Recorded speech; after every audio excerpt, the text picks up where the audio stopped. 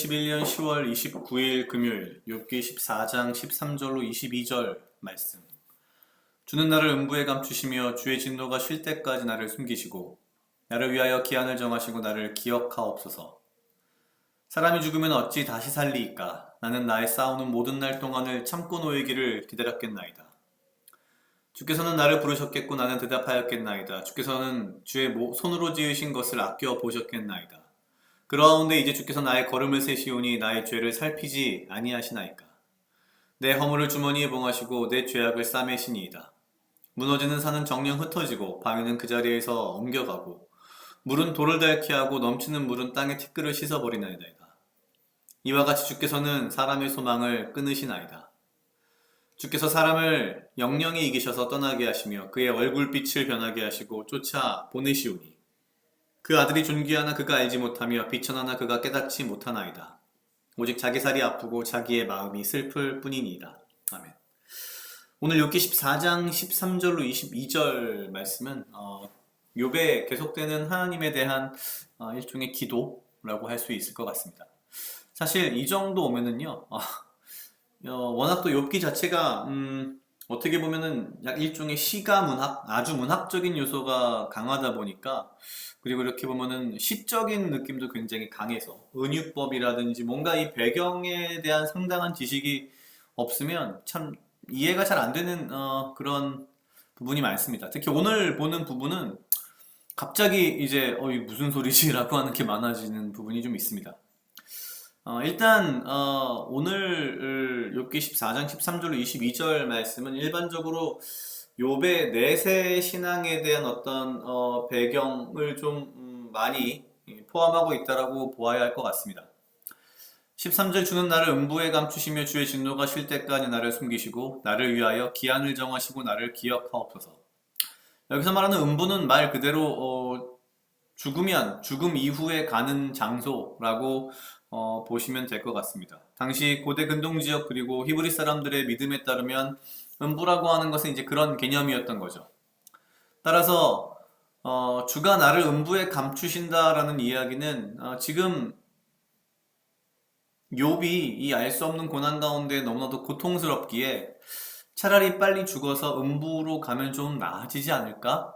그리고 하나님께서 나를 좀 그렇게 해주셨으면 좋겠다라고 하는 소망이 꾸준하게 담겨 있는 표현이라고 볼 수 있습니다. 근데 재밌는 것은 그리고 주는 나를 음부에 감추시며 하나님께서 나를 음부에 감춰 놓으셨는데 그러면서 동시에 주의 진노가 쉴 때까지 나를 숨기시고 참 희한하죠.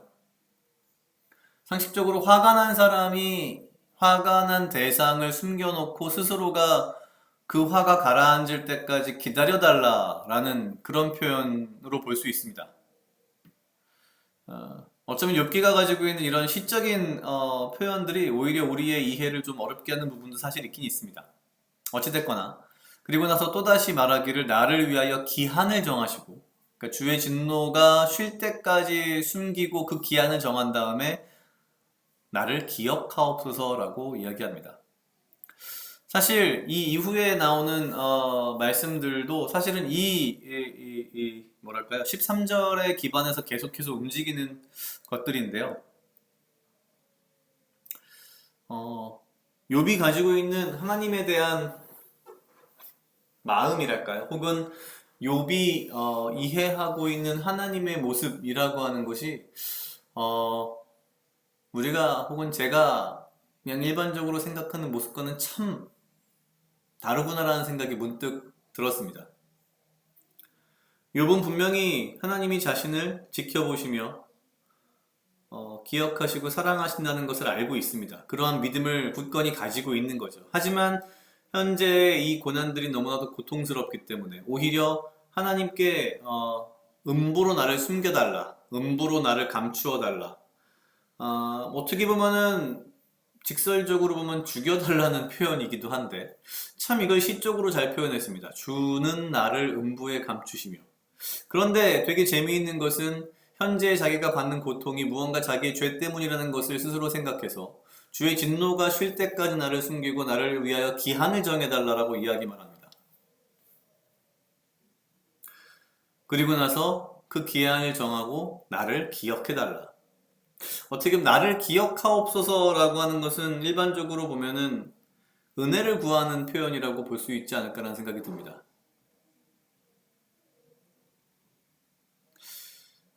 하나님이 어떤 분이신지 욥이 굉장히 잘 알고 있지 않았나라는 생각도 사실 듭니다. 욥은 어쩌면 하나님이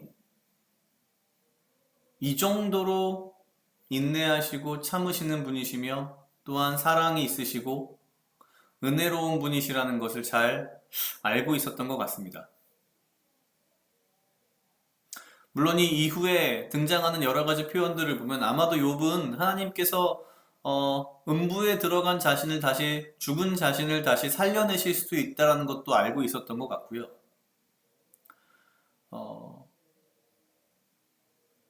여러 가지 내세에 대한 신앙이 굉장히 우리가 지금 현재 생각하는 것과는 꽤 어떻게 보면 다른 부분도 있지 않나라는 생각은 듭니다. 하지만 중요한 것은 욥이 이해하고 있는 하나님은 그리고 욥이 신뢰하고 있는 하나님은 정말 은혜의 하나님이며 끝까지 욥을 놓지 않으시는 하나님이다라는 것을 욥이 알고 있었다는 거죠. 주는 나를 음부에 감추시며 죽음까지도 이용을 해서 욥을 보호하시는 하나님, 그것을 욥이 알고 있었다는 거고요. 그리고 주의 진노가 쉴 때까지 나를 숨기시고 하나님께서 욥의 죄로 인하여서 설사 화가 나셨다 한들 그 진노가 가라앉을 때까지 자기를 음부에 숨겨 놓으실 거라는 것을 또한 믿고 있는 거고요. 나를 위하여 기한을 정하시고 나를 기억하옵소서. 그리고 그 진노가 가라앉고 나면 나를 기억하고 은혜를 달라. 한편으로 보면 되게 인간으로서 뻔뻔한 기도일 수도 있고요. 다른 한편으로는 야, 이렇게까지 깊이 하나님을 알고 이해하고 있었다는 건 되게 부럽기도 한 부분인 것 같습니다.